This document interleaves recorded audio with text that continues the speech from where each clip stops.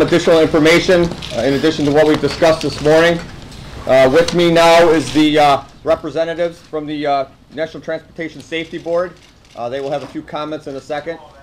Also assisting us in health and safety on site, OSHA is now present. We appreciate that. Along with the state police and Erie County Sheriffs, the security perimeter has been established, I mentioned earlier this morning. And I appreciate all of the press not going down to the scene. I appreciate that. We don't need the extra congestion down there. Questions for me by hand. Show a hand, please. You, ma'am.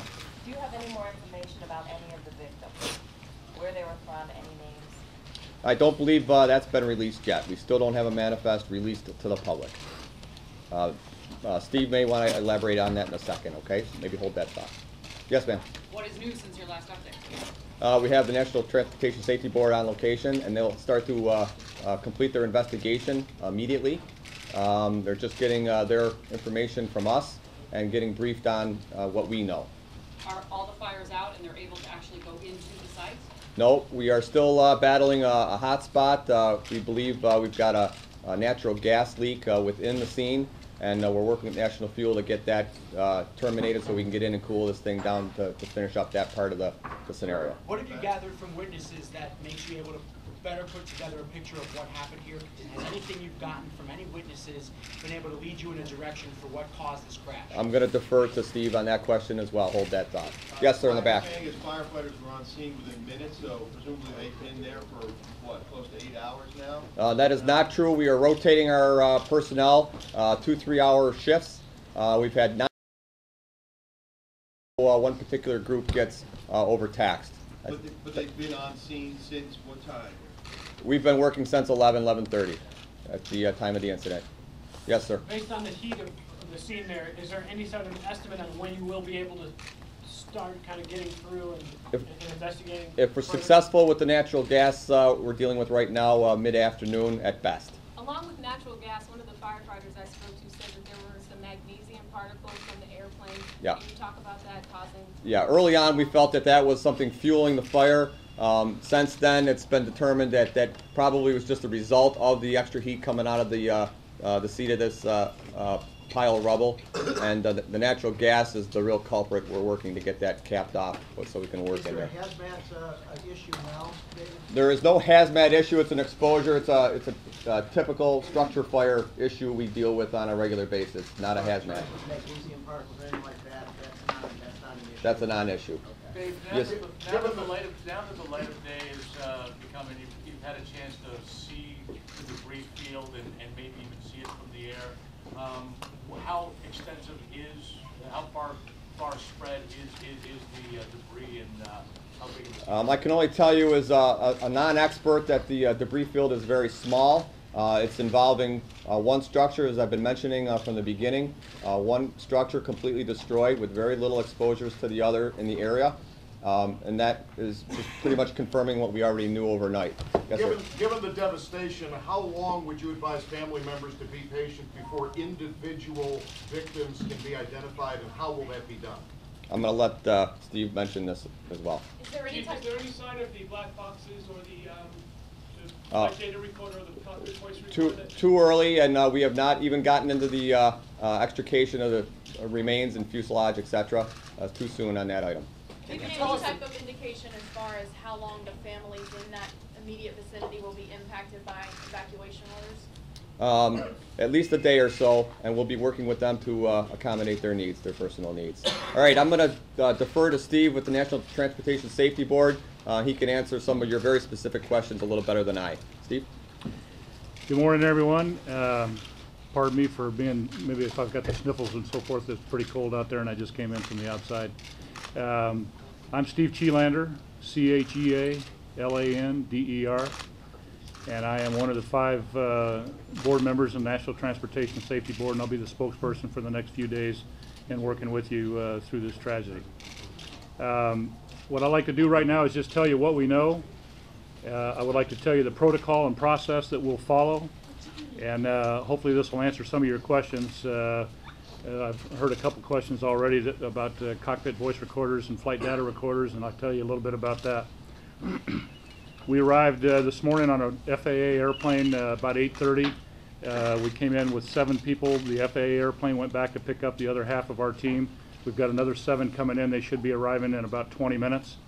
And in the FAA airplane, we're going to have 14 investigators on scene. Inclusive of that will be Transportation Disaster Assistance Group, which is to work with the families of the victims. They will work closely with Continental Airlines care team. There's an 800 number that's published. We can get that for you for those families that can contact Continental Airlines, and we will assist in that regard. We also have, as I said, investigators from different groups, operations, survivability, etc. The investigator in charge for our investigation is Ms. Lorinda Ward, and she is right here. And she's the one that's going to be in charge of the investigation from the NTSB perspective. We also have a public affairs contingent with us. Keith Holloway is right here. He's going to pass out. There he is right there. He's going to be your contact for the NTSB, along with Terry Williams, who's coming in on the 2nd FAA airplane. They will give you phone numbers and everything you need to contact us.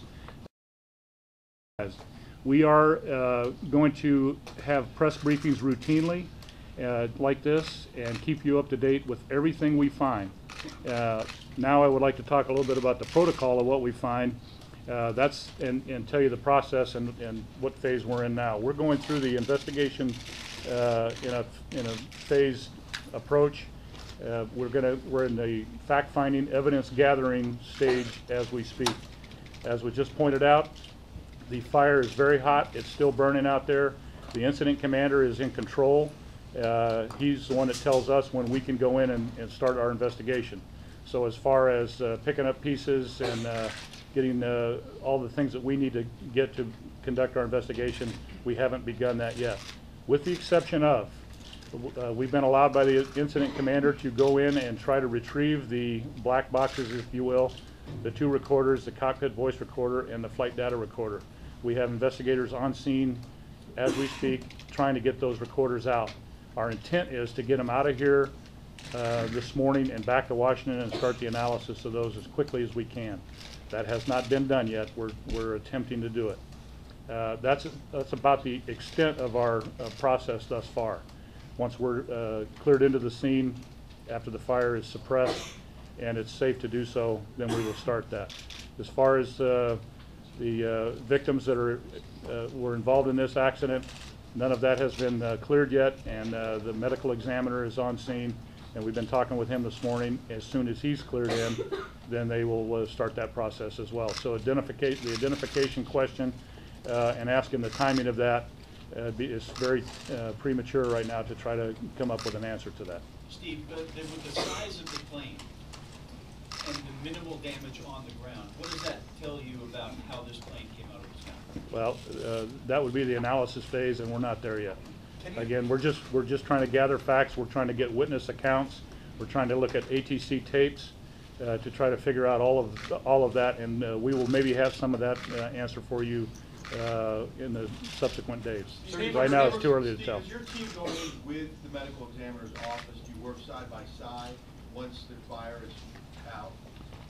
We'll be doing our portion, and they'll be doing their portion. So, from that perspective, yes, we are working side by side. Is there a definitive number of people? There's been some confusion as to the actual number. What we've been told now is that there were 44 passengers, 4 crew members, and 1 fatality on the ground.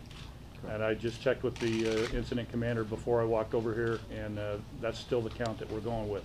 And that's still preliminary. We have not verified that by any type of count that we've done on our own. Can you talk about the safety record of these planes? That was about 4 questions, sir. Can you talk about the safety record of these planes? Hold on. I won't talk about the safety record or anything like that. That's again getting into analysis phase and so forth. It was a Bombardier de Havilland -8 400Q. And we've got a November number if you'd like to have that. It's November 200 Whiskey Quebec. The tail number on the airplane is N200WQ.